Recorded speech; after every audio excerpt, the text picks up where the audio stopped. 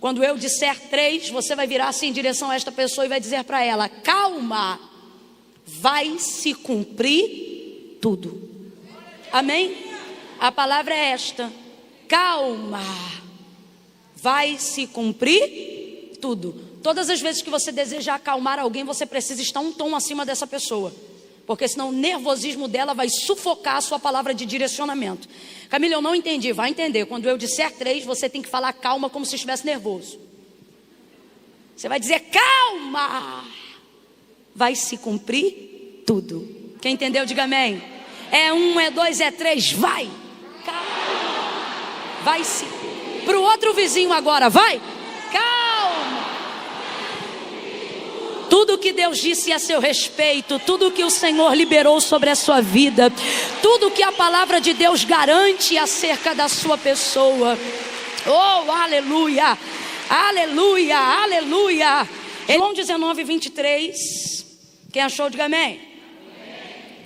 Tendo os soldados crucificado a Jesus, tomaram as suas vestes e dividiram-na em 4 partes, uma para cada soldado. Tomaram também a túnica, que era sem costura, toda tecida numa peça só, de alto a baixo. E disseram uns aos outros: não rasguemos, mas lancemos sortes sobre ela para ver de quem será. Preste atenção nisso. E isto aconteceu para que se cumprisse a Escritura. E isto aconteceu para que se cumprisse a Escritura, que dizia: dividiram entre si as minhas vestes, e sobre a minha túnica lançaram sortes. Foi o que fizeram os soldados. Junto à cruz de Jesus estava a sua mãe, a irmã dela, Maria, a mulher de Clopas, e Maria Madalena. E vendo Jesus ali a sua mãe e o discípulo a quem ele amava, que estava presente, disse à sua mãe: mulher, eis aí o teu filho. Depois disse ao discípulo: eis aí a tua mãe. E desde aquela hora em diante o discípulo o passou a receber em sua casa. Mais tarde, sabendo Jesus que tudo estava consumado, preste atenção, e para que se cumprisse a Escritura. Mais tarde, sabendo Jesus que tudo estava consumado, e para que se cumprisse a Escritura, disse: tenho sede. Estava ali um vaso cheio de vinagre, e embeberam de vinagre uma esponja, e colocaram numa vara de ísopo, e chegaram-na à boca de Jesus. Quando Jesus recebeu o vinagre, ele disse: está consumado. Inclinando a cabeça, entregou o Espírito. Como era grande o dia daquela preparação para os judeus, para que os corpos não ficassem expostos na cruz durante o sábado, porque este sábado era um grande dia, rogaram-lhe a Pilatos que lhe quebrassem as pernas e fossem tirados os que haviam sido crucificados. Foram os soldados e quebraram as pernas do primeiro e do outro que com ele fora crucificado, mas chegando-se a Jesus, vendo-o já morto, não lhe quebraram as pernas. Contudo, um dos soldados transpassou-lhe o lado com uma lança, que imediatamente saiu sangue e água. E aquele que isto viu, testificou, dizendo ser verdadeiro o seu testemunho. Ele sabe que é verdade e diz que é verdade, para que vocês também creiam. E estas coisas aconteceram, e eu fecho aqui, para que se cumprisse a Escritura. E estas coisas aconteceram para que se cumprisse a Escritura, que dizia: nenhum dos seus ossos poderá ser quebrado. Diga amém por essa palavra. Eu vou contar de 1 a 3. Quando eu disser 3, eu gostaria que você liberasse para a pessoa que está mais próxima de você uma palavra que determina o rumo profético daquilo que Deus nos confiou como verdade para esta noite. Quando eu disser 3, você vai virar-se em direção a esta pessoa e vai dizer para ela: calma, vai se cumprir tudo. Amém? A palavra é esta: calma, vai se cumprir tudo. Todas as vezes que você deseja acalmar alguém, você precisa estar um tom acima dessa pessoa, porque senão o nervosismo dela vai sufocar a sua palavra de direcionamento. Camila, eu não entendi. Vai entender. Quando eu disser 3, você tem que falar calma como se estivesse nervoso. Você vai dizer: calma, vai se cumprir tudo. Quem entendeu, diga amém. É 1, é 2, é 3, vai. Calma. Vai se. Para o outro vizinho agora, vai. Calma. tudo que Deus disse a seu respeito, tudo que o Senhor liberou sobre a sua vida, tudo que a palavra de Deus garante acerca da sua pessoa. Oh, aleluia, aleluia, aleluia. Ele não é homem para que minta, nem filho do homem para que se arrependa. Falaria e não cumpriria? Ou faria e não seria capaz de realizar? Mas dele é o querer e dele é o efetuar. E como disse Maria, para ele coisa nenhuma lhe é difícil, porque todas as coisas, oh aleluia, todas as coisas lhe são possíveis. E por que são possíveis? Porque esse é o Deus que nós servimos, o Deus a qual disse o profeta, porque desde a antiguidade com o ouvido não se ouviu, e nem com o olho se viu, um Deus que trabalha, um Deus que trabalha, um Deus que trabalha. Você está aqui sentado e Ele está trabalhando. Um Deus que trabalha para aqueles que nele esperam. Aleluia. Ele está trabalhando para fazer cumprir tudo o que disse acerca de você. Oh, aleluia. Glória a Deus. Glória a Deus. Glória a Deus. Aleluia. Deus, Ele não é somente o conquistador dos nossos projetos, o realizador dos nossos sonhos. Ele também se faz recurso para que nós cheguemos aonde Ele disse que nós chegaríamos. Lá no Rio de Janeiro a gente tem o rio, e ligado ao rio, porém diferenciado, Niterói. Estamos divididos por causa do mar, e por isso existe uma ponte na extensão de 13 quilômetros. Obviamente que a gente chama de Ponte Rio a Niterói, por ligar um ponto ao outro. É como se Deus estivesse dizendo, às vezes você está no Rio de Janeiro, e aquilo que eu te prometi está em Niterói, e você se pergunta, como se dará isso? E Ele está dizendo, eu serei o destino e também serei a ponte que liga os dois pontos. A bem da verdade é que a primeira coisa que nós precisamos compreender é que Deus não depende para fazer cumprir aquilo que nos disse, da nossa ajuda para absolutamente nada. Absolutamente nada. Lembra-se de quando Ele chamou a Moisés? Vamos um pouco antes, lembra de quando Ele chamou Abraão? Quando Ele chamou a Abraão, Ele disse, Abraão, sai da tua terra, do meio da tua parentela, vai para a terra em que eu te mostrarei. Farei de ti uma grande nação, abençoarei os que te abençoarem, amaldiçoarei os que amaldiçoarem você, e em ti serão benditas todas as famílias da terra. Ele disse, eu vou te fazer pai de uma grande multidão.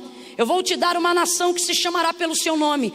E por causa da aliança que eu faço com a sua casa, Ele visita diretamente a Sara, e Ele diz que o filho da promessa, que é de quem vai vir o cumprimento de tudo aquilo que Deus falou a Abraão, virá do ventre de Sara. Mas o tempo passa, 25 anos, ela se torna uma senhora, os seus cabelinhos é branco, e no período intermediário, a realização do cumprimento dessa promessa, eles não acreditam que estejam envolvidos num cenário condizente com aquilo que Deus falou.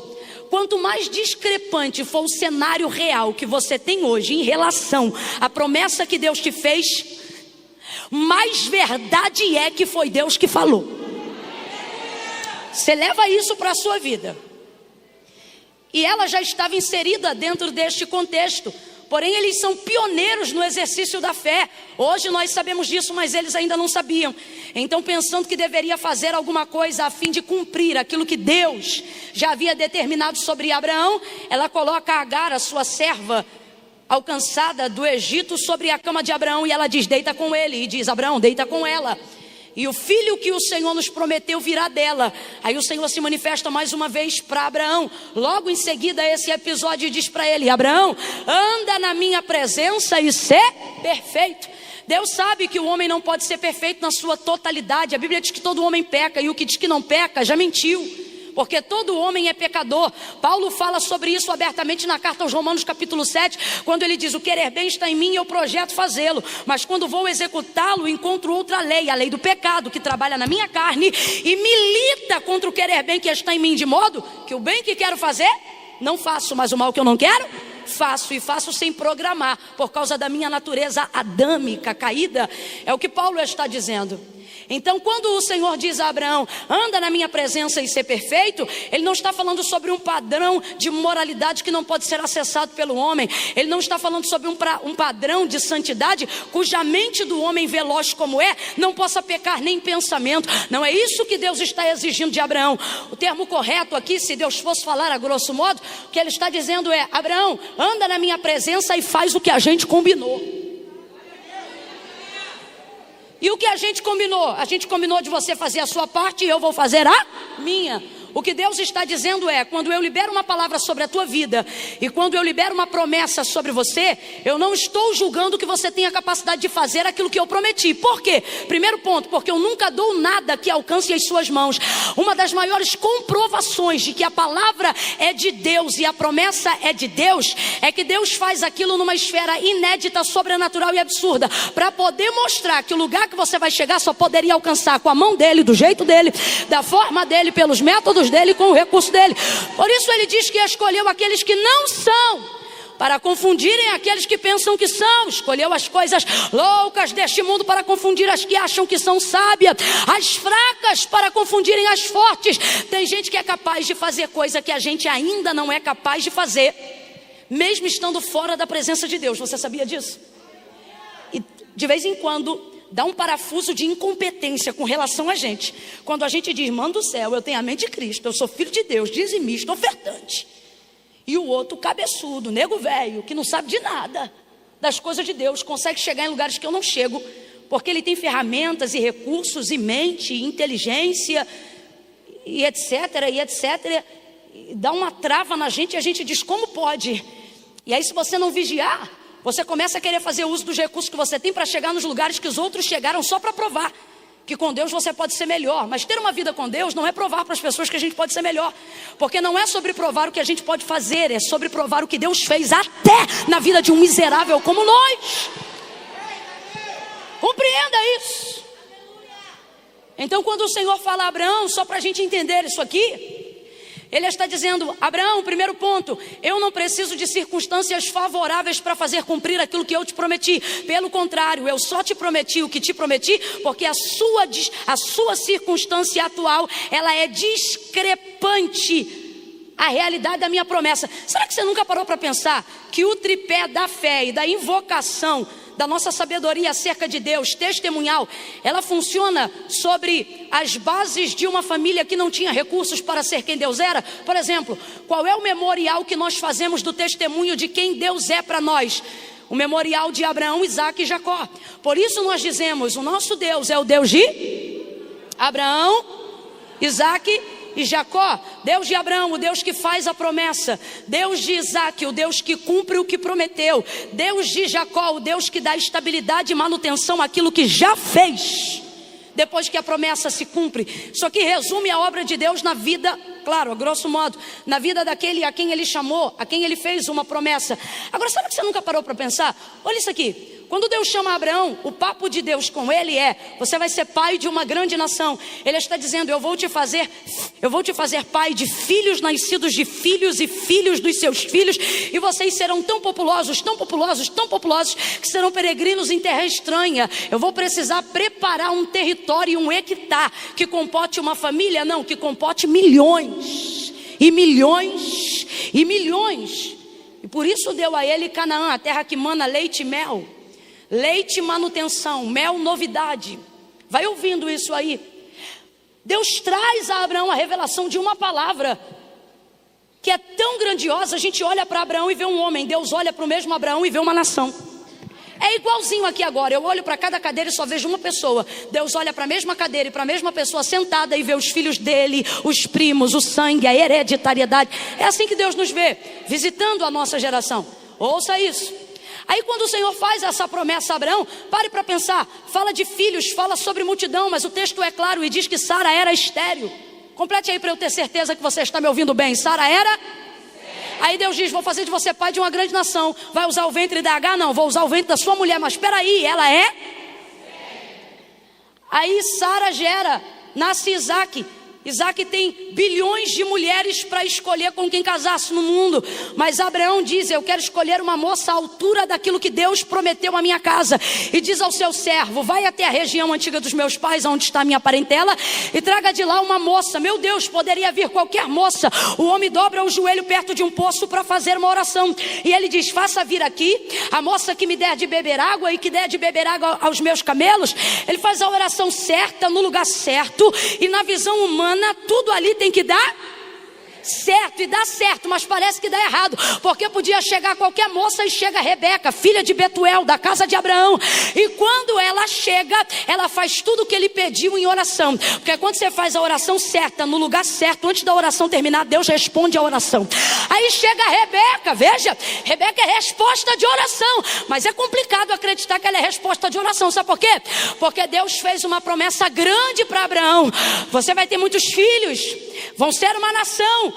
Aí o Isaac já tem 40 anos, ainda não casou com ninguém. Manda o mordomo Eliezer achar a moça. Ele faz a oração. Chega a Rebeca na beira do poço, dá de beber água a ele, dá de beber água aos camelos, pergunta se ele tem aonde passar a noite, e ele sabe, é essa a moça escolhida, com certeza.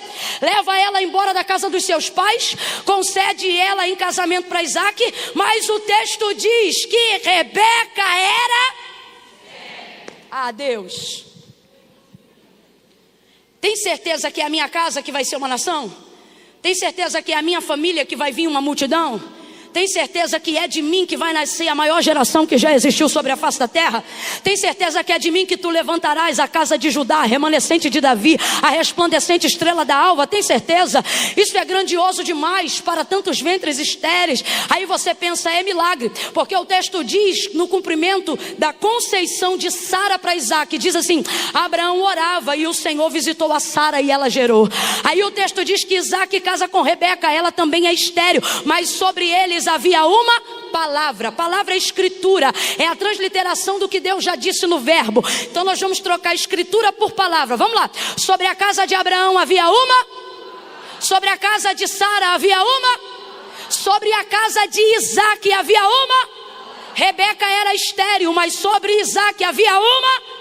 Aí o texto diz que Isaac orava. Vai olhar o texto e vai ver o que eles oravam. Olha para cá. Eles não oravam dizendo: Deus, eu quero. Eles oravam dizendo: Deus, tu disseste. Deus trouxe gente hoje aqui, ele está dizendo o que a própria Bíblia diz: pedis e não recebeis porque pedi mal, porque não conheceis as escrituras e nem o poder que há nelas. Deus não é fiel a mim. A gente canta, poeticamente falando, é muito bonitinho, mas Deus não tem obrigação de ser fiel a mim. Deus é fiel à sua palavra. Por isso disse Jesus: se vós estiverdes em mim e as minhas palavras estiverdes em vós, pedireis o que quiserdes no meu nome. Eu vou pensar? Eu vou estudar o caso?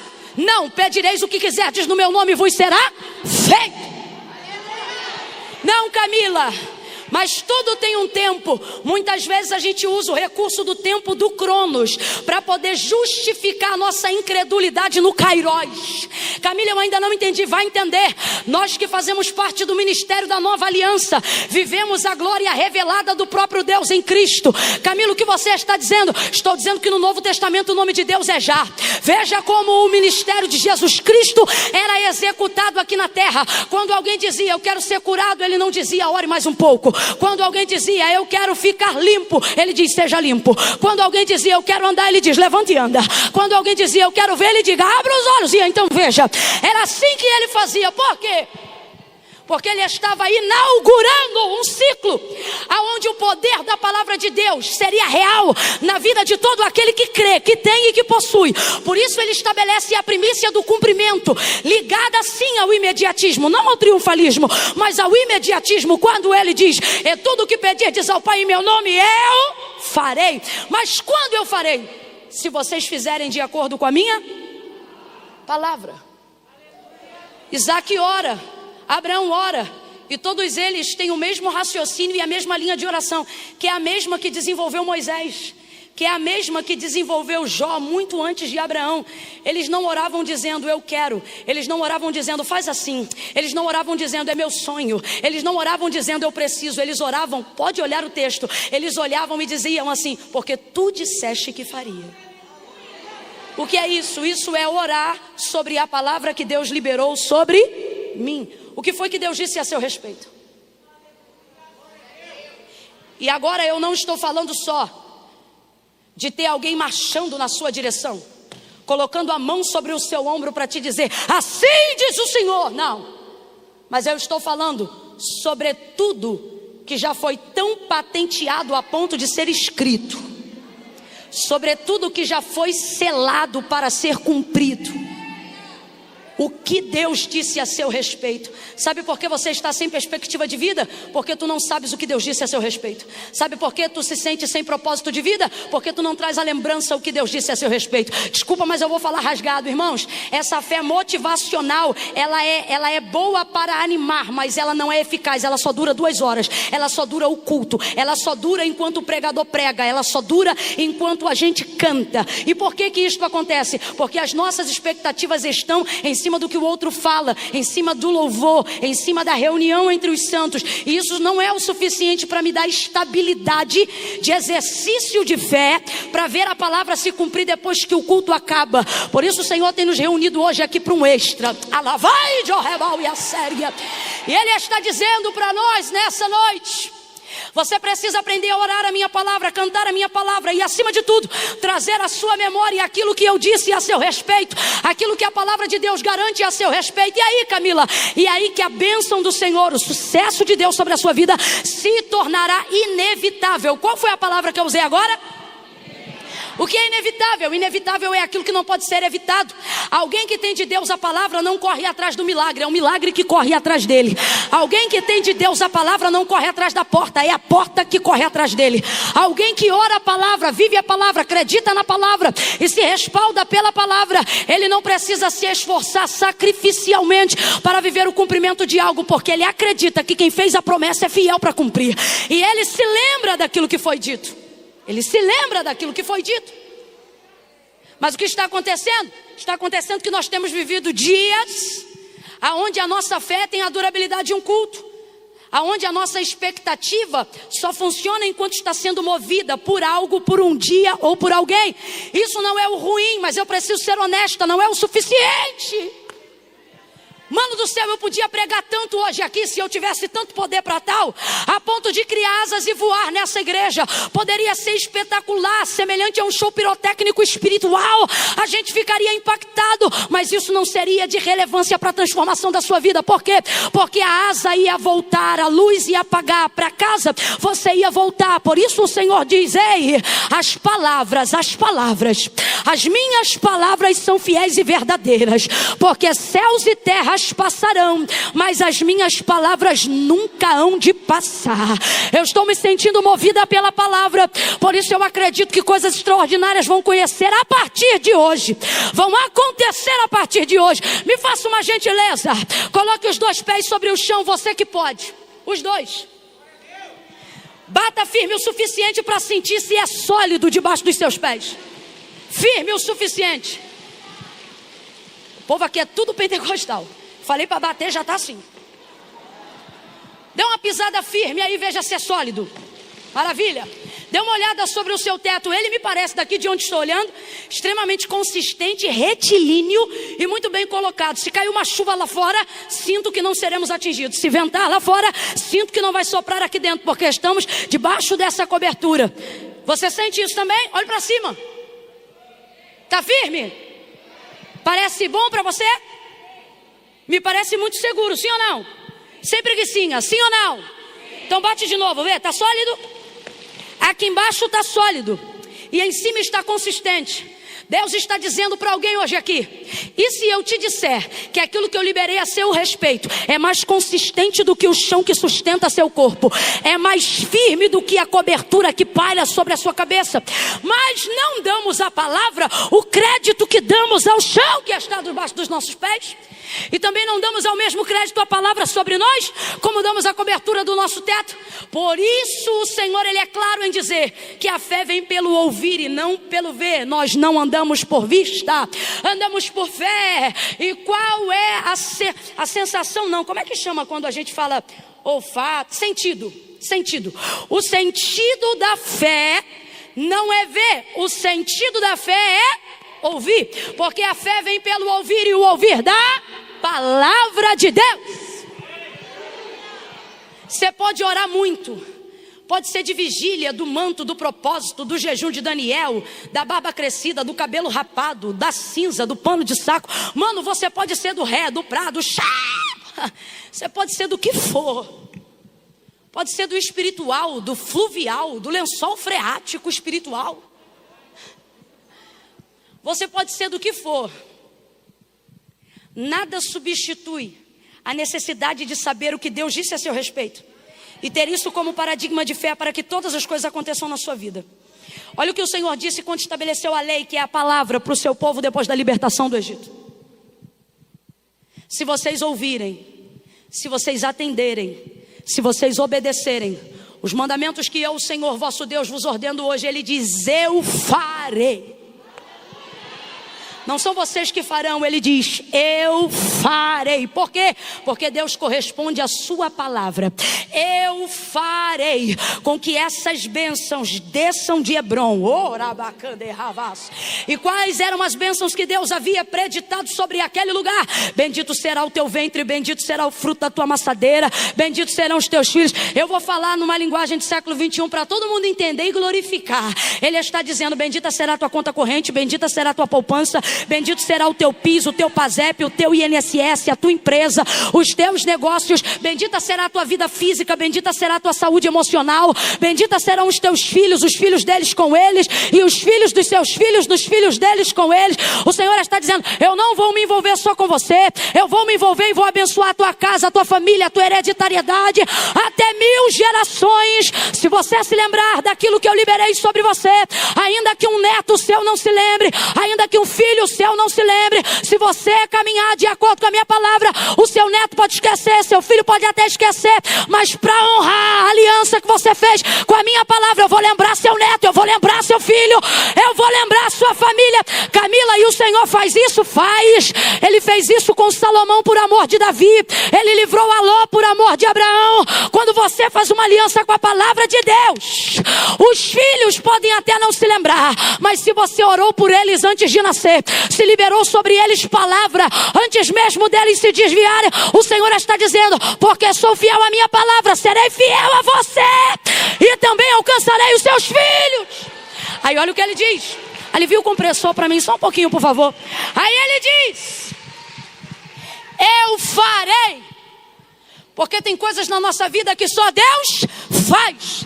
Ele diz: eu farei com que essas bênçãos corram. Gente, está na Bíblia, tá?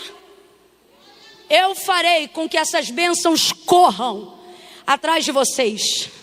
Eu farei com que essas bênçãos vos persigam. Olha para quem está do teu lado e diga: você está sendo seguido. Não, vou corrigir, né? O texto não diz seguido, ele diz perseguirão, né? E o que é perseguirão? É seguir sistematicamente, é seguir de perto. É levantar junto, acordar junto, ir embora junto, sentar junto. Quem já entendeu o que Deus está dizendo? Ele está dizendo: eu farei com que essas bênçãos persigam. Sabe o que ele está dizendo? Até quem acha que não quer ser abençoado, que é aquela pessoa que diz: Deus não merece tanto, quando vê, a bênção já vai estar lá, porque ela vai perseguir. Perseguir aqueles que creem, perseguir acima de tudo aqueles que sabem qual é a palavra que Deus disse a meu respeito. Diga comigo agora, eu vou entrar na segunda fase e por fim terminamos na terceira. Diga agora comigo, diga: a fé não vê, ela ouve. Tá fraco, diga: a fé. Diga: a fé não vê, ela ouve. Diga só mais uma coisa. Diga: a fé. Não, filho, quando eu entono é porque eu sei o poder que isso tem na sua mente. Se você semitonar, você não esquece. Diga: a fé. Isso, eu gostei daquela ali que ela ainda faz igual. É a fé. Não vê, ela ouve. A fé não sente. Não sente. Camila, a fé não me faz ter arrepio? A fé é genuína, não. Camila, mas a fé não me faz chorar? A genuína, não. Você chora porque você é emocional. A fé não é para fazer chorar. A fé não é para fazer arrepiar. A fé é para fazer saber, lembrar do que sabe, esperar no que sabe e acreditar no que sabe. Preste atenção. Aleluia. Agora, compartilhe essa verdade, que por muito tempo foi embaraçada, tanto pelos pentecostais quanto os neopentecostais, que é a galera que gosta do mover, que acredita nos frutos dos dons proféticos, em tudo que nós acreditamos. Mas por muito tempo fomos gerados num ventre de mentoria e discipulado, que desenvolveu em nós a ideia de que tem que sentir primeiro. Para crer, para acontecer, para fazer. Você me desculpa, mas eu preciso ser o que Deus quer que eu seja. E ser o que Deus quer que eu seja é ser o que a Bíblia diz. E este preceito está errado. Não tem conversa, está errado. É por isso que temos uma geração que é viva na casa de Deus, mas depois oscila e desce a limbos emocionais. Porque eles foram motivados a ter uma fé sensorial, uma fé motivacional. Camila, mas é mó legal, mas não dura. É mó legal, mas não segura. É mó legal, mas não sustenta. Eles choram hoje aqui de alegria e de depressão amanhã. Por quê? Porque foram educados a desenvolver uma fé que sente, não uma fé que sabe. E com isso passam a exercitar uma fé que vê, não uma fé que... dando muito mais crédito ao que acontece diante dos seus olhos do que aquilo que Deus diz aos seus corações. Então nós vamos estabelecer uma premissa aqui para eu terminar em João 19, porque eu pareço doida, mas não sou, nós vamos acabar ali.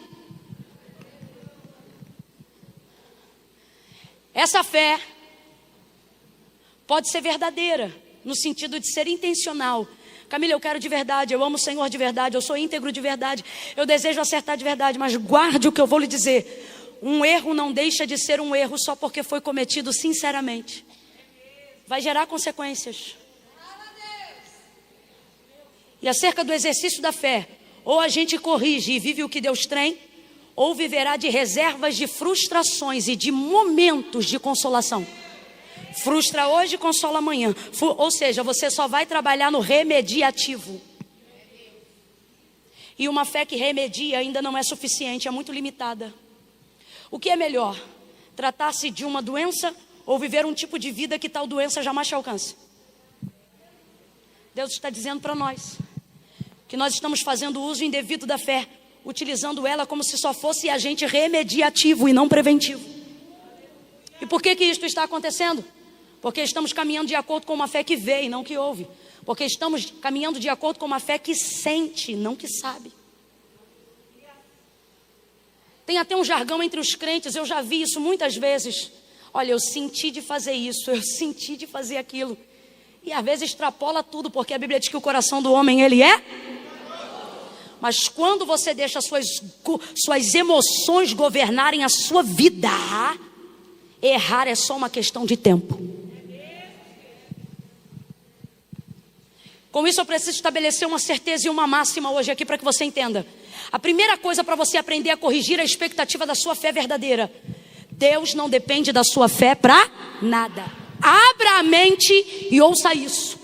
Deus não precisa da sua fé para nada. Deus não precisa da sua fé para manifestar o poder dele. Deus não precisa da sua fé para executar a obra dele. Deus não precisa da sua fé para estabelecer a vontade dele. Deus não precisa da sua fé para exercer a soberania dele. Deus não precisa da sua fé para ser Deus. Se você crê, ele é Deus. Se você não crê, ele continua sendo Deus. Se você crê, ele pode. Se você não crê, ele continua podendo. Se você crê, ele faz. E se você não crê, ele também faz, mas só faz na vida de quem? Então Deus não depende da sua fé para fazer. É você que depende da sua fé para receber o que Deus já fez. Dentro dessa perspectiva, você tem que corrigir a sua fé no seguinte caminho: o que Deus disse a meu respeito. Por quê? Porque eu vou exercitar a minha fé em cima do que eu sei e não em cima daquilo que eu sinto. Porque tem dias que eu vou me sentir mal a despeito do que Deus disse a meu respeito. Tem dias que eu vou ser tentada pela incredulidade, a despeito do que a palavra de Deus diz sobre mim. E como que eu me faço, Camila? Como que eu faço para ser estável e não ser oscilante? Eu não deixo mais as minhas emoções governarem as minhas decisões. Eu vou orar de acordo com o que eu sei, assim como Moisés, assim como Abraão, assim como Jó, assim como Daniel, assim como Isaac, assim como Jacó. Eu não vou dizer, Deus, eu preciso. Eu vou entrar em juízo e vou dizer, Deus, tu disseste que faria. Vou lembrar aquilo que Deus disse que faria. Vou trazer à memória aquilo que me dá esperança. Isso me dará a expectativa de uma fé correta. E por que a fé tem vivido um investimento errado? Nós estamos direcionando ela de maneira errada, porque estamos vivendo no centro das nossas emoções e não debaixo do governo da palavra de Deus. Você tem que botar na sua cabeça, Deus não depende da minha fé. Não depende. Para fazer nada. Sou eu que dependo da minha fé para ser alvo daquilo que Deus derrama sobre a vida de quem crê. Isso aqui é muito real, gente. Gênesis capítulo 1. Até quem não conhece a Bíblia já viu isso em algum lugar, alguma vez na vida. No princípio a terra era sem forma e vazia, e o Espírito de Deus, complete aí por favor, o Espírito de... pairava, se movia, em outras versões, sobre a face das águas. Veja, a terra era sem forma e vazia, não havia nada. Complete aí por favor, não havia? Não havia? Mas o Espírito de... não é das trevas, não é do diabo, não é da malignidade, é o Espírito de Deus. Se movia sobre a face das águas. Ele se movia ou sobre a face do abismo, dependendo da versão. Mas não existia nada. Quem estava lá, o Espírito de Deus ou do diabo? Mas não acontecia, não produzia, não criava, não executava, não fazia. O Espírito de Deus estava ali. Amém? Mas não fazia nada. Então você vai ver a manifestação da palavra pela primeira vez. E disse Deus. Oh meu Deus. Verbo, palavra. Diga comigo, palavra. E disse Deus, haja luz. Quando Deus disse haja luz, o que aconteceu? Olha lá, gente, vamos lá. Quando disse Deus haja luz, o que aconteceu? Quando Deus disse haja luz, quem foi que disse amém?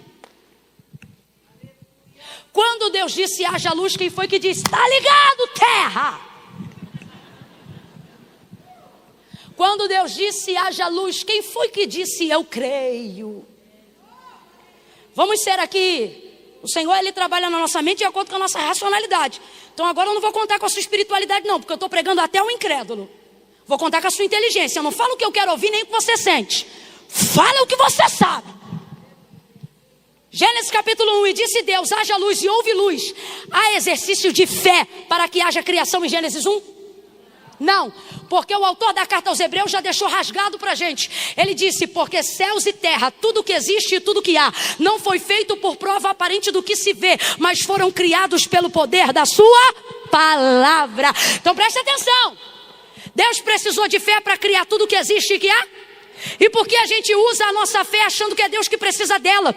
A gente usa a nossa fé como mola propulsora para Deus ter poder de fazer o que a gente quer que Ele faça. E é por isso que Ele não faz. Não é porque Ele não pode, é porque a gente acha que Ele precisa da nossa fé para ser capaz de fazer. Vai ouvindo aí. É aí que está a fé equivocada. Por quê? Porque primeiro eu quero crer para depois saber a palavra. Então por mais que eu creia, não vou ter fé o suficiente, porque estou crendo em cima de algo que eu não sei, que eu não conheço. E por quê? Normalmente porque eu estou esperando sentir primeiro para saber qual é a direção depois. E disse Deus, haja luz, e houve luz. Primeiro manifestou-se a palavra, para que depois pudesse haver exercício de fé. Então vou perguntar de novo. Deus usou fé para existir tudo o que existe e o que há? Então isso mostra que Ele não precisa de fé para trabalhar. Não precisa de fé para executar. Se Ele quiser, preste atenção para depois não desenvolver heresia. Se Ele quiser, Ele faz. Sim ou não? Ele é Deus. Agora, que Deus fez tudo que fez pelo poder da sua palavra, está tanto feito que nós estamos aqui. Deus não precisou da minha fé para fazer nada. Mas quando eu abro a minha Bíblia em Gênesis 1, eu preciso da minha fé para crer que Deus fez ou faz. Então Deus não está querendo desenvolver em mim fé para Ele ter poder de fazer. Porque Deus não depende da minha fé para fazer. Sou eu que dependo de fé para me tornar alvo daquilo que Deus já fez. E isso está provado na Bíblia. Gênesis capítulo de número 1, verso 31. Ele disse: eu tenho vos dado todas as coisas. E depois João 19, já está tudo consumado. Camila, então o que você está querendo dizer? Estou querendo dizer que nós temos sobre nós o maior poder do mundo, mas não estamos usando. Eu estou de joelho, sabe por quê? Porque eu me coloco na condição de alguém que suplica que o Espírito Santo de Deus abra o nosso entendimento para que nós venhamos compreender o nível de poder.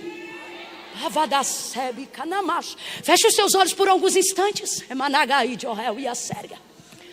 Senhor, a tua palavra diz, Oséias falou: o meu povo foi destruído porque lhes faltou conhecimento. Mas nesta noite nós estamos aqui num culto extra. Nós estamos nos estendendo esta noite um pouco mais, buscando um pouco mais. Não porque queremos ser vaidosos acerca daquilo que o Senhor nos confiou, mas porque queremos expandir a extensão. Queremos ver a amplitude do teu reino aplicada na terra e na nossa vida. Mas como fazer isso com incredulidade? Como fazer isso com uma fé limitada? Como fazer isso com uma fé equivocada? Então, Pai, a tua palavra diz: o meu povo foi destruído porque lhes faltou o conhecimento. Mas esse povo que está diante de ti nesta noite, eles não estão rejeitando o conhecimento, eles caminharam uma milha a mais só por causa do conhecimento.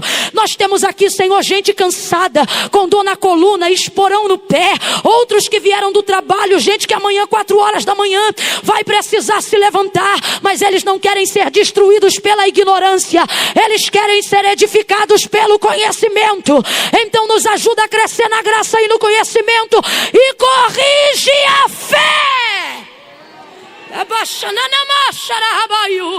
Em nome de Jesus, em nome de Jesus, eu estou sentindo graça de Deus para liberar isso agora.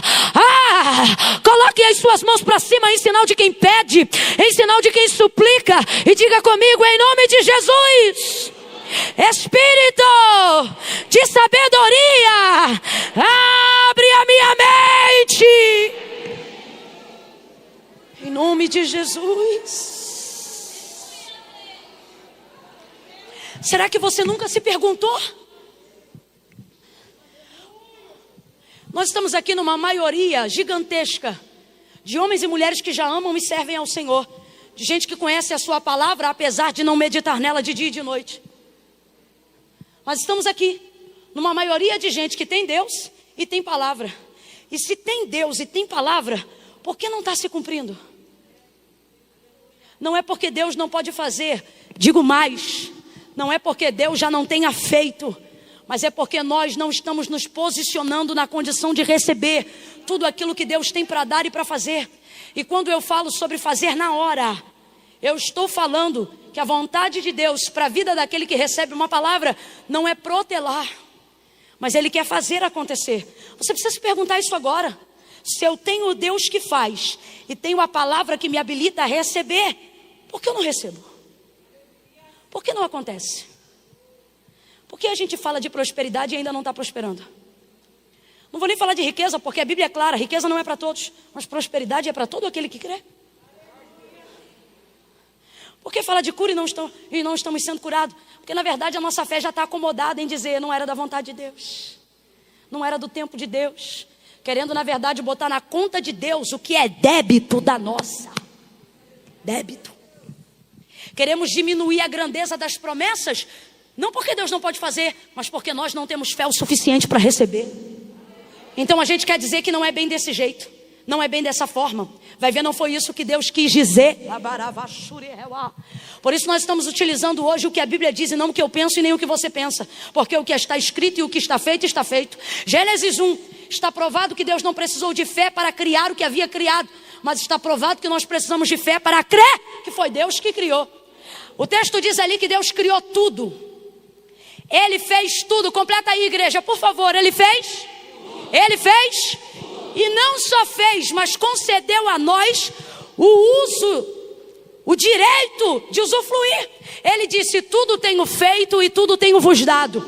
Tudo tenho feito e tudo tenho vos dado. Estou sentindo graça de Deus enquanto libero essas palavras. Tudo tenho feito e tudo tenho vos dado. Tudo tenho feito e tudo tenho vos dado. Olhe para alguém que está se sentindo um pouco para baixo hoje e diga para esta pessoa: Deus já fez tudo e te deu tudo. Olha para alguém e diz: você tem tudo o que precisa. Você tem tudo o que precisa. Você tem tudo o que precisa. Você tem tudo o que precisa. Tenho feito e tenho vos dado tudo. Complete então aí mais uma vez, por favor. Tenho vos dado tudo. Então, para vocês que se dizem crentes, assim como eu, que também o sou, você crê que foi Deus que fez os céus e a terra? Sol, lua, estrelas, firmamento, oceano, mares, animais, relva, sementes, espécies, frutos, árvores. Olha para mim, numa boa. Você crê mesmo? Quem crê nisto que eu estou dizendo, diga: eu creio. Você não é da cultura darwinista, tem certeza? De que o homem veio da evolução do primata? Tem alguém aqui que não, Camila? Para mim é isso aí. Quem crê que foi Deus que fez e criou tudo, diga: eu creio. Diga assim comigo: eu creio que Deus criou tudo. Diga assim: eu creio que Deus fez tudo. Agora eu que vou te perguntar: então por que tu achas que é muito para Deus fazer curar o câncer? Por que tu achas que é muito para Deus fazer mudar a tua vida? Por que tu achas que é muito para Deus trabalhar no coração do teu marido? Por que tu pensas que é muito tu teres um diploma depois dos 40 anos? Por que tu achas que é difícil tocar um instrumento depois dos 30? Por que tu achas que é muito difícil pregar muito melhor do que eu prego, se dedicar, nem que seja um ano? Por que tu pensas que é difícil ter o corpo que queria ter? Tudo que Deus te propõe, tudo que a Bíblia diz sobre você, vez ou outra você acha: isso aí é muito. Camila, eu não acho isso. Acha sim! Acha sim. Você diz: é difícil. Você diz: é complicado. E por isso o Senhor está confrontando hoje a nossa mente, para que a nossa falta de fé ou a nossa fé equivocada seja confrontada por ela. Porque vamos pregar conforme está escrito. O que a Bíblia diz é que se a sua fé for do tamanho de um grão de mostarda, eu não estou pregando o que dizem, o que os filósofos pensam, nem o que Sócrates acreditava, nem o que Platão falou. Eu estou dizendo que a sagrada e inerrante escritura, digna de toda aceitação, viva e eficaz, mais penetrante do que qualquer espada de dois gumes, diz. E também não estou dizendo, não desprezando, mas não dizendo o que Paulo, Pedro ou os apóstolos disse, mas o que Jesus. Se crê que Ele é Deus, ouça o que Ele diz. Ele disse: se vocês tiverem a fé, ainda que ela seja do tamanho de uma semente ou de um grão de mostarda. Gente, é um caco de unha, uma semente de mostarda. Ele diz: olha, se vocês tiverem essa fé, fale aí o nome de um morro alto aqui em São José. Tem morro aqui não? Menina, é mesmo? Nem um monte de crente não sobe monte aqui não? Tem? A igreja tem? Então a gente pode chamar esse monte de Monte da Cabana. Se você tiver uma fé do tamanho de um caco de unha, não importa qual seja o Monte da Cabana, se ele é grande ou se é gigante, se vocês chegarem aqui um dia, olha o que Deus está dizendo. Ele não está dizendo se você tiver muita fé. Ele está dizendo se você tiver ela, ainda que seja desse tamanho. Você pode olhar para um monte. Tem algum rio aqui? Represa. Como chama represa? Ótimo, enfim. Você vai chegar, Monte da Cabana. Sai daí e mergulha na represa. Se tiver nisto o propósito, você só precisará ter a fé do tamanho de um grão de mostarda. Olha para mim, entenda isso aqui. Deus está dizendo, para conseguir fazer isso tudo, você tem que ter muito pouco.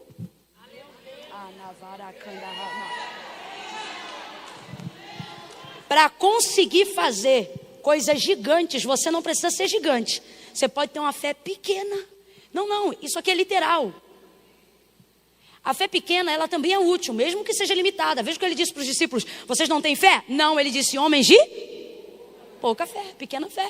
Mas mesmo assim ela ainda foi eficaz, porque era pequena, mas era fé.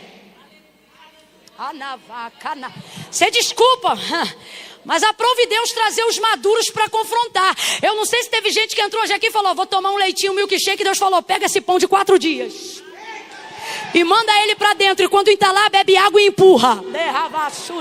Por quê?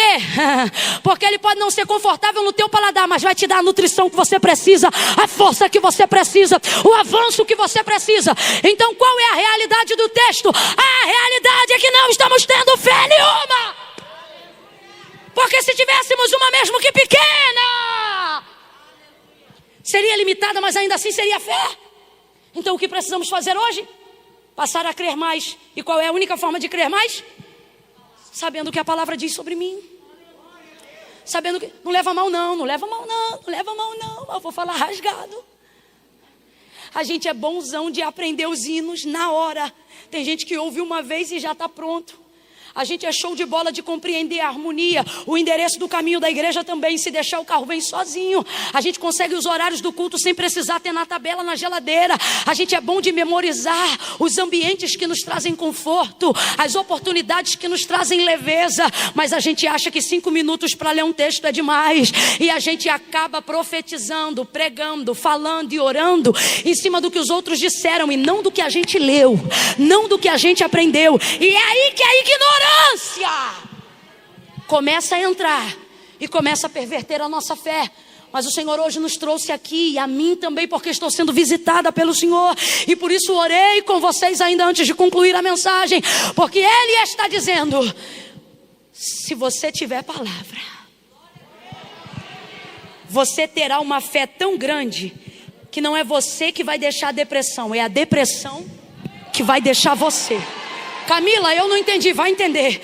Se você tiver palavra de Deus na vida, debruçar sobre a palavra, saber o que Deus quer sobre você, seja ela pregada, conferindo no texto, ou seja lendo à beira da sua cama, quando acorda, na devocional ou antes de dormir, se tu aplicares o teu coração em conhecer o teu Deus, em conhecer a palavra de Deus, tu dedicarás o teu coração a saber quem esse Deus é e se relacionará com Ele em oração.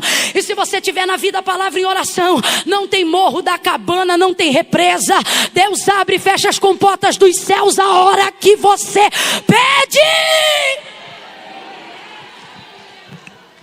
Porque eu não sou o que dizem que eu sou, também não sou o que penso que eu sou quem Deus sabe que eu sou.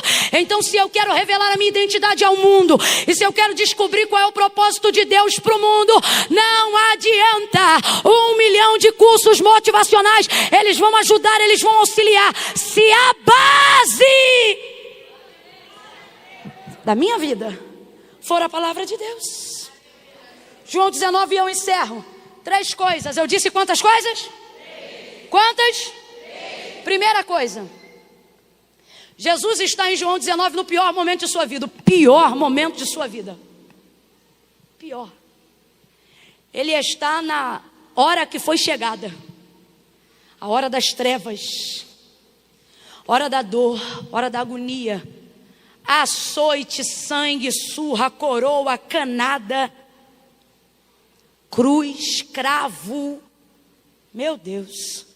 Tudo o que Isaías disse sobre ele se cumpriu, inclusive a parte que diz moído.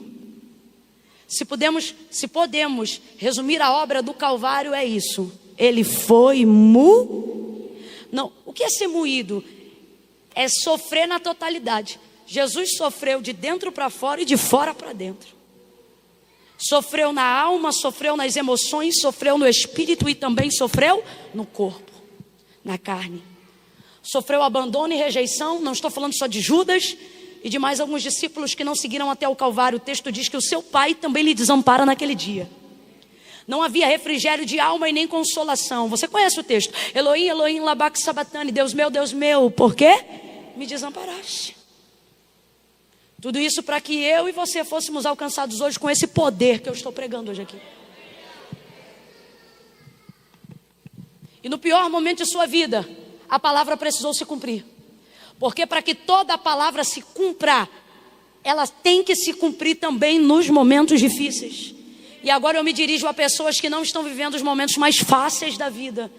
A pessoas que estão vivendo momentos desafiadores e confrontadores, como esta noite que nós estamos vivendo aqui. Mas olha o que o texto diz. E essa é a primeira coisa que você precisa guardar para poder começar a viver uma transformação de vida pelo poder da palavra.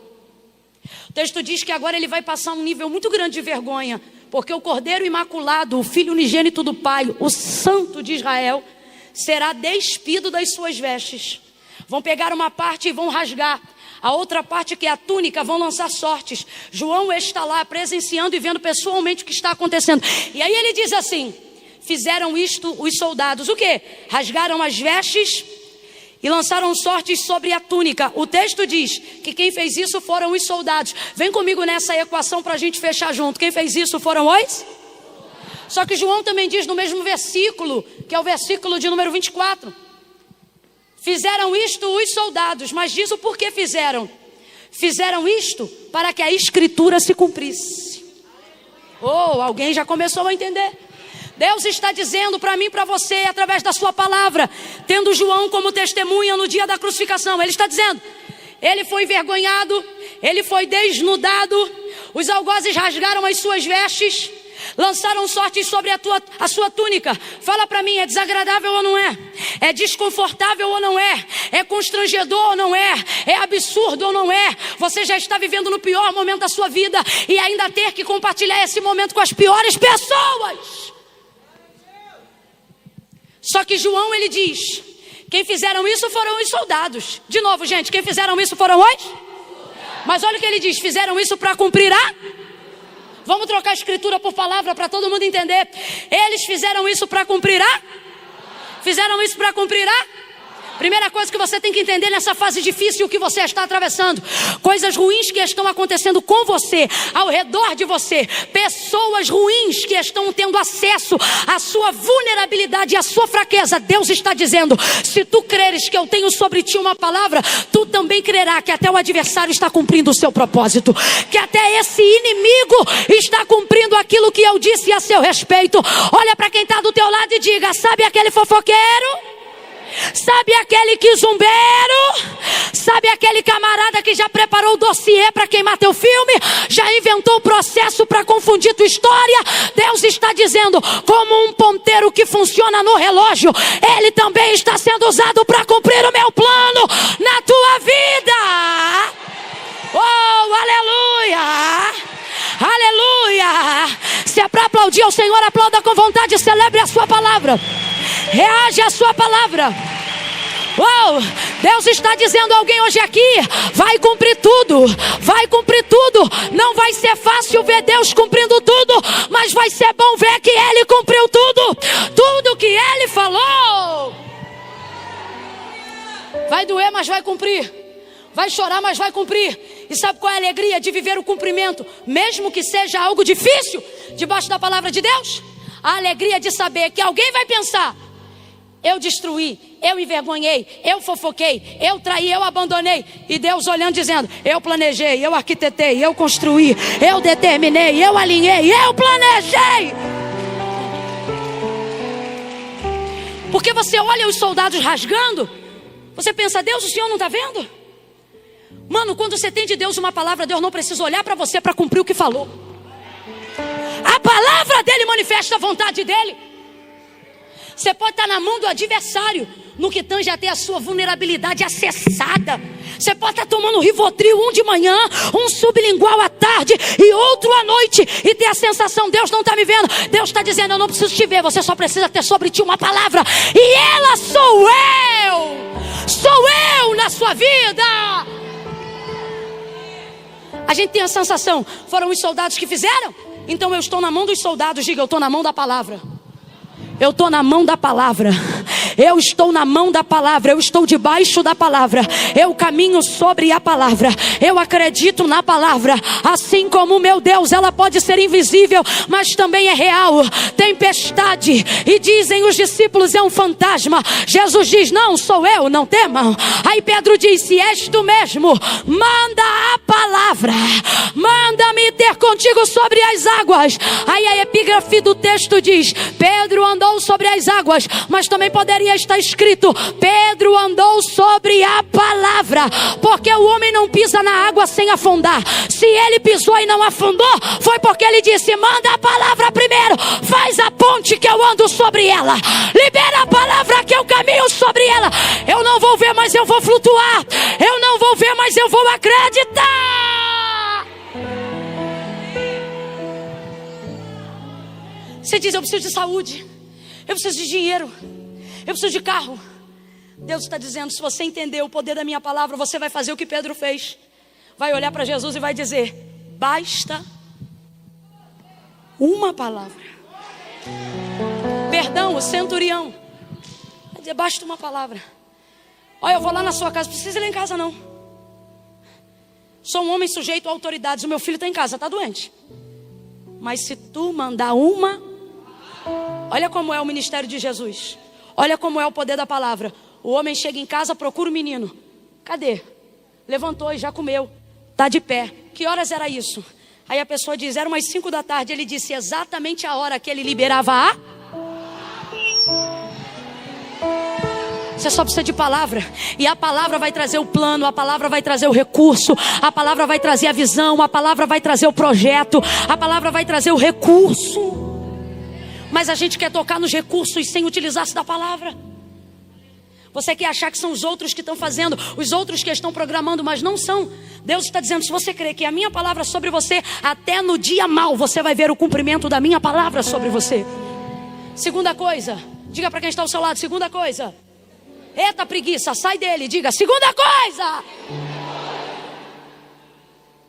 Segunda coisa.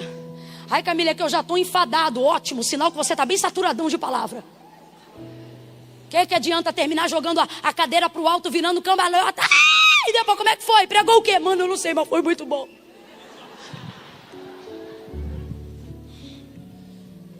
Segunda coisa. O texto diz assim, que vendo que já estava consumado, ou seja, chegando a hora final de entregar o seu espírito, diz o texto onde nós lemos, o versículo de número 28. Segunda coisa, 28, no verso 28. Vendo que tudo já estava consumado, para entregar o espírito e acabar com aquele momento, olha o que o texto diz, para que se cumprisse a palavra. Vamos lá? Para que se cumprisse a palavra. Aleluia. Oh, aleluia. Deus falou comigo aqui agora. Eu vou ensinar esse povo a amar a minha palavra. Camila, eu já o amo, não. Amar de modo a não ficar nem um dia sem vê-la, sem observá-la. Para que se cumprisse aquele momento, para que se cumprisse, a palavra, ele disse, tenho sede, presta atenção, vamos pregar do jeito que está escrito. Para que se cumprisse a escritura, ele disse, tenho sede. Então peraí, Camila, havia a possibilidade de fato dele estar com sede? Havia, mas o texto não está dizendo que ele pediu de beber água porque tinha necessidade. Pediu de beber água para fazer cumprir que ele sabia que já tinha sido dita sobre ele, dizendo que ele beberia vinagre. Segunda coisa, ele sabe que ele pediria água, mas beberia vinagre? Sim ou não? Sim, porque era o que estava escrito na profecia de Isaías. Então veja, podia ter sede, que é uma necessidade, mas não pediu porque tinha necessidade. Segunda coisa, em sua onisciência, porque conhece a palavra que é sobre si, sabia que pediu água, mas ia beber, e mesmo assim pediu. Não pediu porque precisava. Pediu sabendo que ia pedir uma coisa e ia receber outra, mas mesmo assim pediu. Por que pediu? Para a palavra segunda fase. Está na hora de você entrar nela. Às vezes Deus vai usar a gente para fazer cumprir o que a gente sabe. Mas existe uma hora que Deus quer que a gente faça cumprir o que só a gente sabe. Ele quer que a gente se lembre. Camila, eu ainda não entendi. Vai entender. Às vezes você pede perdão a alguém, não porque tem necessidade de perdoar, você nem está sentindo nada. Às vezes foi a pessoa que errou com você, mas você vai lá e pede perdão. Presta atenção, tinha necessidade de quem não fez nada pedir perdão, mas para se cumprir a vontade de Deus, a palavra, a gente vai lá e às vezes até sabe que o outro ainda vai olhar e vai dizer, está desculpado. Dá vontade de dizer, Demetrio. Mas para se cumprir a palavra, a gente desce, a gente se submete, a gente pede perdão sem ter feito nada. Por quê? Porque a gente não quer ficar atado, a gente quer que se cumpra a palavra, a gente quer que a palavra nos libere para o novo. A gente quer encerrar o ciclo, começar um novo processo. Quem está entendendo, diga amém. Essa é a parte mais difícil. É a parte que você não sente de fazer. Crente que só faz o que sente, fica parado nessa fase. Eu não senti de ir lá ainda. Está sem falar com o pai 10 anos, eu não senti de ligar para ele, nem vai sentir. Se suas decisões são pautadas nas suas emoções, um abismo te espera. Agora, se a despeito do que sente, você sabe o que Deus quer, você faz até sem sentir. E vai passar de fase, vai mudar de ciclo. Não foi porque precisava e sabia que ia beber vinagre, mas para fazer cumprir o que havia dito sobre ele, disse, tenho sede. Saberia que beberia vinagre da mão dos seus inimigos, mas mesmo assim ele disse, tenho sede. Saberia que não teria sucesso em ser saciado com água pedindo naquele momento, mas mesmo assim ele disse, tenho sede. Será que essa fé nunca vai nos amadurecer a ponto de entender que a palavra de Deus também se cumpre no dia mau? Adorar ao Deus que é soberano para fazer o que eu quero é ótimo. Difícil é adorar ao Deus soberano que pode fazer o que quer, até sem me comunicar. Terceira e última fase. Olha para quem está ao seu lado e diga, terceira! Terceira e última fase. Eita, fala para quem está ao teu lado. Já completou o curso, hein? Aleluia. Deus vai levantar jovens aqui. Na mesma unção que levantou Davi.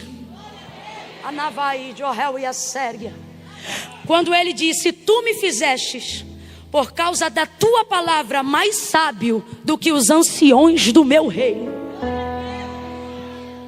Porque a gente tem que parar de caminhar no que dizem e tem que começar a caminhar no que a Bíblia, menos o que eu penso e mais o que a palavra de Deus diz. Terceira e última fase, para mim, a mais apoteótica de todas. Chama o baterista aí para mim, por favor, cadê ele? Nós vamos fazer um som apoteótico nessa noite. Oh, glória a Jesus. Aleluia. Cadê o baixista para vir com aquele bem fortão? Tá aí o baixista? É você. O povo aqui, os músicos, tudo crente, né? Glória a Deus, cheios do Espírito Santo. Tem lugar que a gente vai, não é não. Quando você fala assim, cadê o baterista? Aí tem que tirar de lá da cantina, vir correndo no meio da igreja. Porque ele acha que só pode participar na hora do louvor. Mas aqui tudo crente, aquele ali então mais crente de todos. Está sentado, coitado, já está com cãibra, mas está ali, Jesus, tem misericórdia. Oh, aleluia, faça um som bem pesadão aí. Mas é pesado, isso. Não, mas eu não quero prato não. Agora é bumbo e tambor, sabe por quê? É um som assim de penumbra, de morte. Faça um som assim que manifeste a trilha sonora da vida de algumas pessoas que estão habitando em trevas emocionais, espirituais, não porque não conhecem a Deus, sabe quem Ele é, mas não observam segundo a sua palavra. Então estão acreditando em todos os sofismas do diabo, estão sendo guiados por revelações, por visagem, por gente que diz assim, diz o Senhor, e às vezes é esquizofrênico, não é nem falso profeta, ele acha que é Deus que está falando mesmo.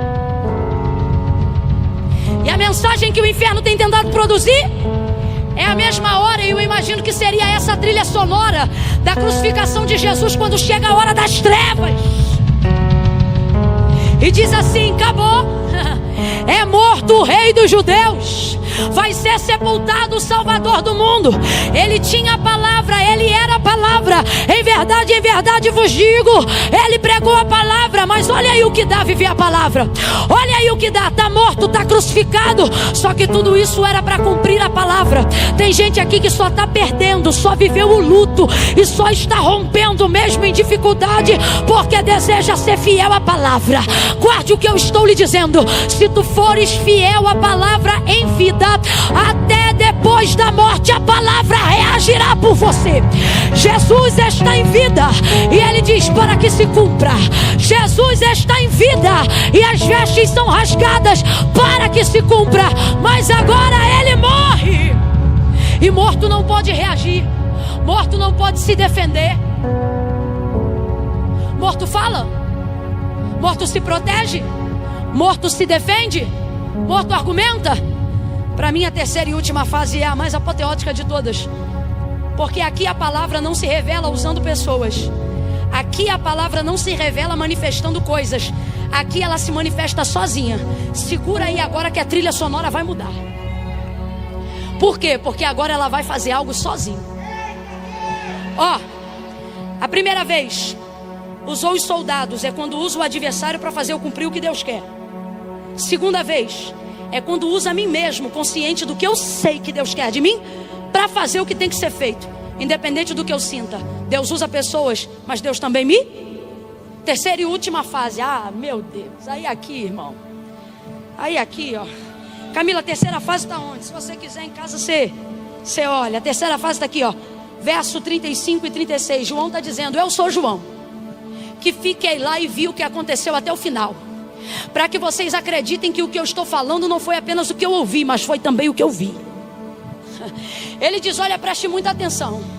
Eu vou entregar isso aqui para vocês crerem que esse testemunho, que essas palavras são verdadeiras. Tinham 3 crucificados, um à direita, outro à esquerda, e Jesus pegaram um pedaço de madeira. E porque os judeus não queriam que os corpos ficassem lá, porque o sábado já chegava e a santificação começa às 6 horas da noite do dia anterior, veio o pau na mão. É porque tem um nome que a Bíblia usa, mas na nossa cultura é feio. Com aquele pau na mão, e pá, arrebenta as pernas do primeiro, de forma muito aleatória. Porque quando a palavra de Deus está em movimento, coisas esquisitas e aleatórias, ao que seria uma ordem natural, começam a acontecer, para mostrarem que ela está no ambiente. Rebentam as pernas do primeiro, aí vão lá e quebram as do terceiro. Pá! Aí João disse: eu fiquei olhando até o final. Preste atenção, João está ali e o ama muito, mas ele não pode fazer. Não critique pessoas que te amam, mas dependendo da sua situação, elas não poderão fazer. Deus está dizendo: eu não permito. Sabe por quê? Porque eu não quero que elas façam nada, porque senão você dirá: elas fizeram. Mas agora ninguém fará nada, para que você veja que a palavra fez, para que você veja que a palavra entrou. Ouça isso. Chegando-se porém a Jesus, quando viram que estava morto, não lhe quebraram as pernas, lhe perfuraram com uma lança, saiu sangue e água, para poderem tirar do madeiro de maneira diferente. Sabe qual é a nossa sensação hoje aqui? Agora eu falo a nível igreja mundial, universal. Temos vivido dias assim. A sensação é que o sistema, que a governabilidade, porque aquele pau na mão dos soldados romanos representa um sistema governamental atendendo à vontade do poder religioso. E é os dias que a gente está vivendo hoje. A gente se sente na condição de quem quer viver o que a Bíblia diz, ameaçado, porque a gente vê alguém do lado na mesma situação sendo arrebentado. Vê um outro do outro lado e diz: mano, se essa ferramenta quebrou ele, vai me quebrar também. Se esse discurso quebrou o outro, vai me quebrar também. Se o sistema arrebentou com o da minha direita, vai me quebrar também. Se ele arrebentou, a gente começa a se sentir ameaçado. Eu disse que a gente começa a se sentir. Deus falou comigo que a ameaça é o último recurso do diabo. Quando ele não pode mais acessar a nossa vulnerabilidade,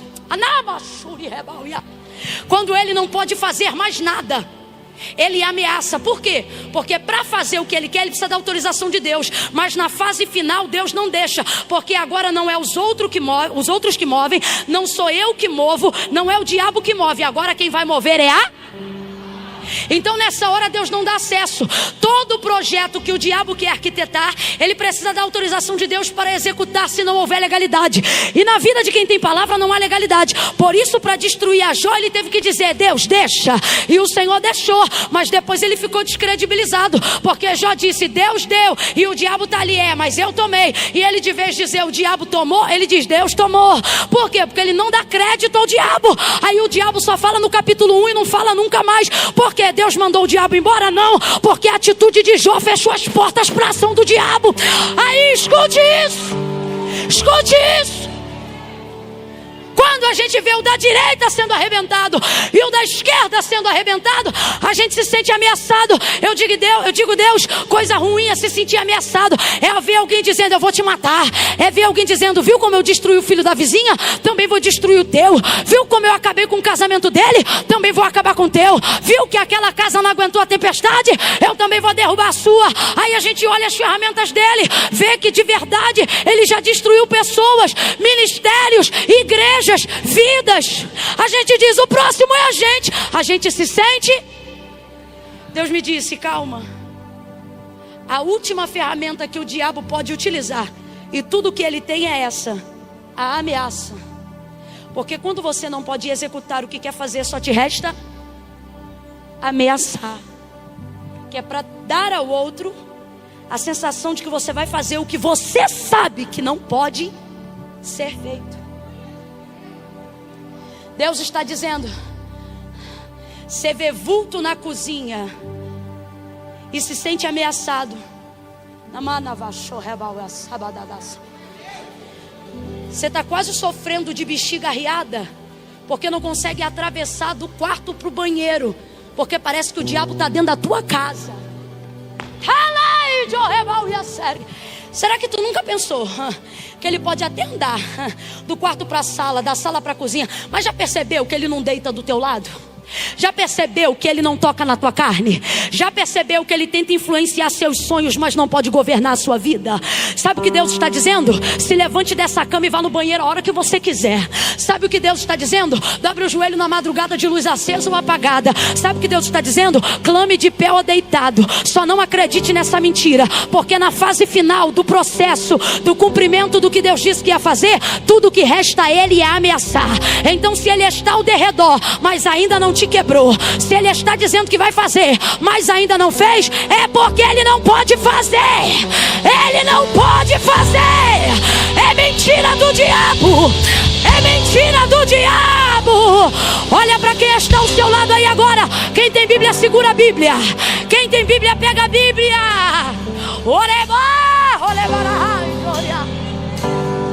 Levanta essa espada aí. Camila, minha Bíblia está no celular. Levanta o celular no aplicativo da Bíblia, uai.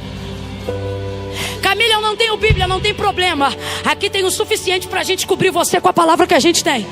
Levante aí. Faça esse movimento que parece louco, mas é profético. Alguém diz é loucura, mas eu digo é poder de Deus.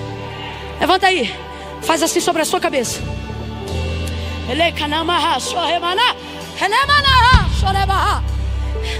Todas as bênçãos que estão aí estão sobre a tua vida. Tudo que Deus disse a teu respeito está sobre a tua casa. Tudo que Deus disse que ia fazer já está feito. Ele vai cumprir tudo o que disse a teu respeito. Ele vai cumprir a promessa que te fez. Mas você precisa ter consciência. Por isso você precisa ler a Bíblia, estudar a Bíblia, meditar na Bíblia. Não abaixa a mão não. Coloca ela sobre a tua cabeça. Diga comigo: eu estou debaixo da palavra. Pelejarão contra ti, mas não prevalecerão, diz o Senhor, porque eu sou contigo para te livrar. Eis que não tosquenejará o guarda de Israel. O Senhor é quem te guarda. O Senhor é a tua sombra, Ele é a tua direita. O sol não te molestará de dia e nem a lua de noite. O Senhor guardará a tua entrada e a tua saída. Será próspera a tua alegria. Ele guardará a tua vida e a tua vida de todo mal, desde agora e para sempre. Aquele que habita no esconderijo do Altíssimo, a sombra do Onipotente descansará. Direi do Senhor, Ele é o meu Deus, o meu refúgio, a minha fortaleza. Nele eu confiarei, nele eu confiarei, nele eu confiarei. Quem confia nele fica de pé num salto de glória. Oreva, 1000 cairão ao teu lado, 10.000 à tua direita, mas tu não serás atingido. Tu não serás atingido. Tu não serás atingido. Tu não serás atingido. Bispo Alex, é complicado. Sabe, Geisa, quando a gente vê o sistema governamental e religioso trabalhando juntos, é isso aqui, a representatividade de Roma e dos sumos sacerdotes, porque eles trabalham para ferir o Filho de Deus, a essência de Deus, as igrejas verdadeiras. E tudo que o diabo quer é quebrar nossas pernas. E quando eu falo isso, eu não estou falando disso aqui não. Eu estou falando da nossa capacidade de estender o reino de Deus pela palavra. Porque Jesus não é apenas uma pessoa. O texto diz em João 1: Ele é o verbo vivo. E tem gente aqui, Deus está falando comigo. Tem gente aqui se sentindo ameaçada por todos os lados. No trabalho, na faculdade, ameaçado pelos próprios medos. O diabo está utilizando o teu medo como ferramenta para te ferir. Não vai acontecer, não vai cumprir. Porque no pior momento da nossa vida, no pior momento da nossa vida, a gente se pergunta se Deus existe mesmo, ou se Ele não foi uma crença que a gente decidiu ser levado por alguém. Camila, eu nunca pensei isso, glória a Deus por você. Mas tem muita gente pensando, porque o pior momento da sua vida te faz pensar nas piores coisas. No pior momento da sua vida, você se pergunta se ainda tem gente de Deus mesmo, ou se só ficou você, como disse Elias. No pior momento da sua vida, o diabo quer te fazer desacreditar da instituição igreja. No pior momento da sua vida, sua fé é atacada, para você duvidar de tudo. Sabe por quê?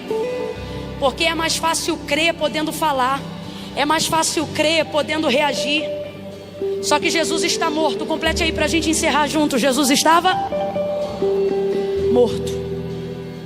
E morto não fala, morto não reage, morto não se defende, morto não argumenta, morto não faz nada. E qual é a aplicabilidade desse texto para a nossa vida? A gente sabe que a pior morte não é descer à sepultura, mas é estar vivo e sentir como se estivesse. E tem gente aqui que está nessa circunstância, está vivo, mas não pode falar, está dentro de um cenário onde não pode reagir. Se você falar, a confusão aumenta. Se você se defender, alguém diz que é mentira. Está dentro de um cenário onde ficar calado é a única opção que você tem. Na verdade, não é uma opção por escolha, mas por imposição do cenário que você está. E aí nessa hora, a gente vê quem nos ama. João olhando e não pode fazer nada. Vê a mãe perto, mas a mãe não pode fazer nada, porque vai se cumprir tudo o que Deus falou, e a morte está nisso. Ele não pode se defender, mas João disse: eu vi. Eu quero profetizar que muita gente aqui vai viver o que João viveu. O quê? Vai ver a palavra de Deus se cumprindo na vida das pessoas. Vai ver, porque a fé no que ouviu vai ser tão forte que vai se tornar real diante dos seus olhos. Eu quero profetizar aqui que amigas vão ver outras amigas que viram Deus dizer que elas iam casarem-se e ser madrinha do casamento e dizer: olha aqui, eu estou vendo, Deus disse que ia fazer isso. Lembra, fulana? João disse: eu vi.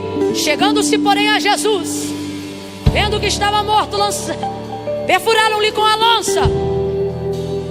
mas não puderam quebrar as pernas.